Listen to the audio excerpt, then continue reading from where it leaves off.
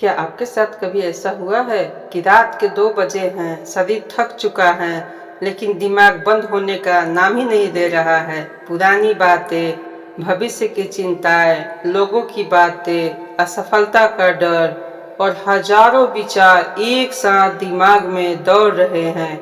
आज दुनिया की सबसे बड़ी समस्या गरीबी नहीं है दोस्तों, सबसे बड़ी समस्या है अशांत मन। दोस्तों, लोगों के पास पैसे हैं, सुविधाएं भी हैं, मोबाइल है, इंटरनेट है, लेकिन शांति नहीं है। क्या है? लेकिन शांति नहीं है दोस्तों। और इसी समस्या का समाधान भगवान कृष्ण ने हजारों वर्ष पहले गीता के 6ठे अध्याय ध्यान योग में दिया था। हाँ दोस्तों, ध्यान योग में। यह अध्याय केवल योगियों के लिए नहीं है दोस्तों, बल्कि हर उस इंसान के लिए है जो अपने मन का मालिक बनना चाहता है, जो अपने मन का क्या बनना चाहता है? मालिक बनना चाहता है। हाँ दोस्तों, मन ही मित्र है, मन ही शत्रु। भगवान कृष्ण कहते हैं मनुष्य स्वयं अपना मित्र है और स्वयं अपना शत्रु। जरा सोचिए, आपकी अधिकांश समस्याएं कहाँ पैदा होती है? बाहर नहीं दोस्तों, मन के अंदर पैदा होती है। एक ही परिस्थिति में दो लोग अलग प्रतिक्रियाएं लेते हैं और एक टूट जाता है और दूसरा मजबूत बन जाता है। तो अंतर परिस्थिति में नहीं है दोस्तों, अंतर क्या में है? मन की ट्रेनिंग में है। हाँ दोस्तों, आज हम जिम में शरीर को ट्रेन करते हैं, लेकिन मन को ट्रेन करना भूल गए हैं। और यही कारण है कि छोटी छोटी बातें भी हमें तोड़ देती है। हाँ दोस्तों, यही सच्चाई है। आधुनिक दुनिया का सबसे बड़ा जाल क्या है, आपको पता है?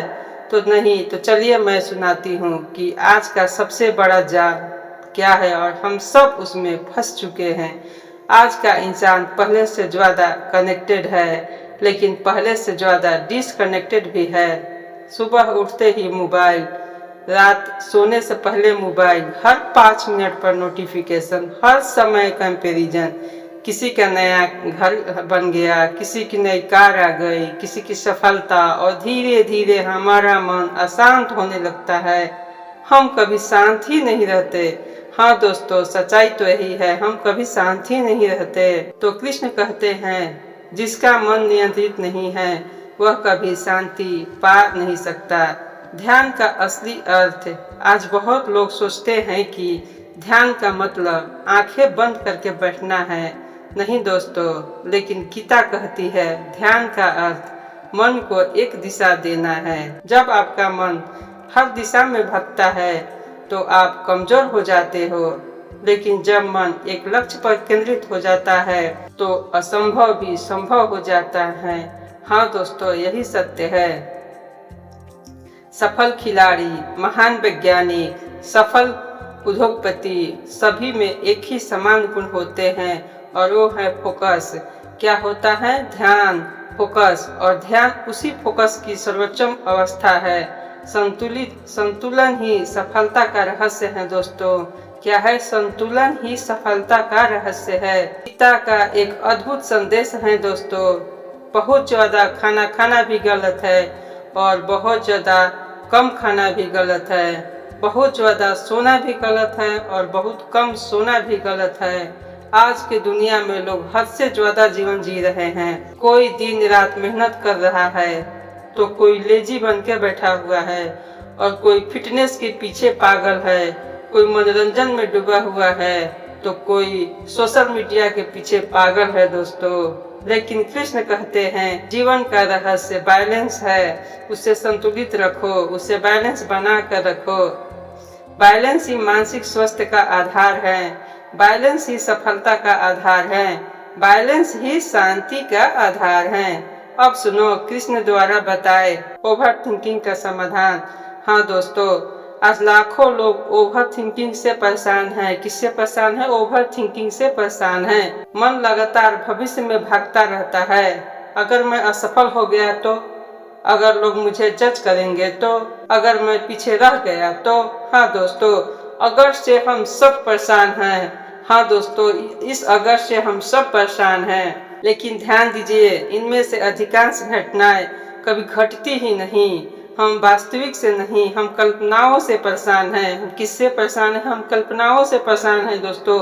जो घटना घटने वाली है ही नहीं, उसे मैं दिन रात सोचते रहती हूँ और उसी से हम सभी परेशान रहते हैं दोस्तों। कृष्ण कहते हैं, जब मन भटके उसे वापस लाओ। क्या करो? उसे वापस लाओ। फिर भटके फिर वापस लाओ। यही अभ्यास है, यही मेडिटेशन है, यही माइंड ट्रेनिंग है। अब अर्जुन का सवाल, हमारा सवाल भी है दोस्तों। अर्जुन कहते हैं, हे कृष्ण, मन को नियंत्रित करना हवा को रोकने जैसा कठिन लगता है। क्या यह बात आज भी सच नहीं है? सच है। कितनी बार हम निर्णय लेते हैं, अब गुस्सा नहीं करेंगे। क्या नहीं करेंगे? हम गुस्सा नहीं करेंगे। अब टाल मटोल नहीं करेंगे। अब मोबाइल कम चलाएंगे।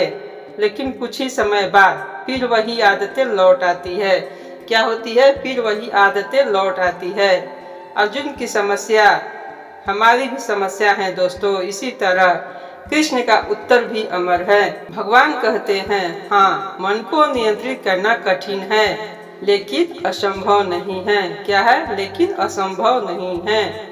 दो चीजें चाहिए, अभ्यास और वैराग्य। अभ्यास यानी बार बार प्रयास, वैराग्य यानी अनावश्यक चीजों से दूरी। यही सफलता का भी सूत्र है। हाँ दोस्तों, यही सफलता का भी सूत्र है। कोई भी व्यक्ति एक दिन में सफल नहीं बनता। छोटे छोटे प्रयास हर दिन लगातार करनी पड़ती है और यही छोटी छोटी प्रयास हमारी जीवन बदल देता है। हाँ दोस्तों, यही जीवन बदल देता है। अब सोशल मीडिया के युग में वैराग्य कैसे बने, ये सबसे बड़ा सवाल है दोस्तों। लेकिन सुनो, वैराग्य का अर्थ दुनिया छोड़ देना नहीं है। वैराग्य का अर्थ क्या है? दुनिया छोड़ देना नहीं है। वैराग्य का अर्थ है दुनिया का उपयोग करो, लेकिन उसके गुलाम मत बनो। मोबाइल रखो, लेकिन मोबाइल तुम्हें नियंत्रित न करे, तुम मोबाइल को नियंत्रित करो। पैसा कमाओ, लेकिन पैसा तुम्हारी पहचान न बन जाए। सोशल मीडिया भी इस्तेमाल करो, लेकिन लाइक और फॉलोअर तुम्हारी खुशी न तय करे। आज लाइक नहीं मिला, आज फॉलोअर नहीं मिला तो तुम दुखी मत हो। यही आधुनिक वैराग्य है। सफलता से मत डरो। अर्जुन एक और प्रश्न पूछते हैं दोस्तों, अगर कोई व्यक्ति आध्यात्मिक मार्ग पर चलता है लेकिन बीच में असफल हो जाए तो क्या उसका सब प्रयास व्यर्थ हो जाता है? तो कृष्ण उत्तर देते हैं, बहुत ही सुंदर और रोचक। का उत्तर अत्यंत क्या है? प्रेरणादायक है। वह कहते हैं, सच्चा प्रयास कभी नष्ट नहीं होता। क्या होता? सच्चा प्रयास कभी नष्ट नहीं होता। जीवन में किया गया हर अच्छा कर्म, हर अच्छी आदत, हर सकारात्मक प्रयास आपके भीतर जमा होते रहता है। क्या होता है? जमा होते रहता है। कोई मेहनत बेकार नहीं जाता। सबसे बड़ा सुख कहाँ है? आज लोग सुख को बाहर खोजते हैं दोस्तों, नई कार में, नए फोन में, नई नौकरी में, नए रिश्तों में। लेकिन गीता क्या कहती है? गीता कहती है सबसे बड़ा सुख भीतर है। जब मन शांत हो जाता है तब इंसान बिना किसी बाहरी कारण के भी क्या करता है? आनंद का अनुभव करता है। यही ध्यान की अवस्था है, यही आंतरिक स्वतंत्रता है। भगवत गीता का 6वां अध्याय हमें एक महान सत्य सिखाता है दोस्तों। क्या सिखाता है? एक महान सत्य। आपकी जिंदगी की सबसे बड़ी लड़ाई दुनिया में नहीं है। आपकी सबसे बड़ी लड़ाई आपके मन से है। अगर मन जीत लिया, अगर क्या किया? मन जीत लिया, तो परिस्थितियां आपको नहीं तोड़ पाएगी। अगर मन हार गया तो सारी दुनिया भी आपको खुश नहीं कर पाएगी। एक बात याद रखिएगा, यदि मन टूट गया तो सारी दुनिया मिलकर भी आपको खुश नहीं कर पाएगी। इसीलिए आज से अपने मन को अपना मालिक मत बनने दो, उसे अपना सेवक बनाओ। उसे क्या करो? अपना सेवक बनाओ। हर दिन कुछ मिनट शांति में बैठिए, अपने विचारों को देखिए, अपने मन को प्रशिक्षित कीजिए। जिस दिन आपने अपने मन को जीत लिया, क्या किया? अपने मन को जीत लिया, उस दिन आपने पूरी दुनिया जीत ली। हाँ दोस्तों, उसने क्या की? आपने उस दिन पूरी दुनिया जीत ली। यही जीवन की सच्चाई है। हाँ दोस्तों, यदि ये वीडियो आपको अच्छी लगी हो, जानकारी काम की लगी हो, तो प्लीज़ लाइक और अपने दोस्तों के साथ शेयर करें। और चैनल पर पहली बार आए हैं तो चैनल को सब्सक्राइब जरूर करें, ताकि मैं ऐसे ही वीडियो लेकर आती रहती हूँ तो आप देख सके। जय श्री कृष्ण, राधे राधे।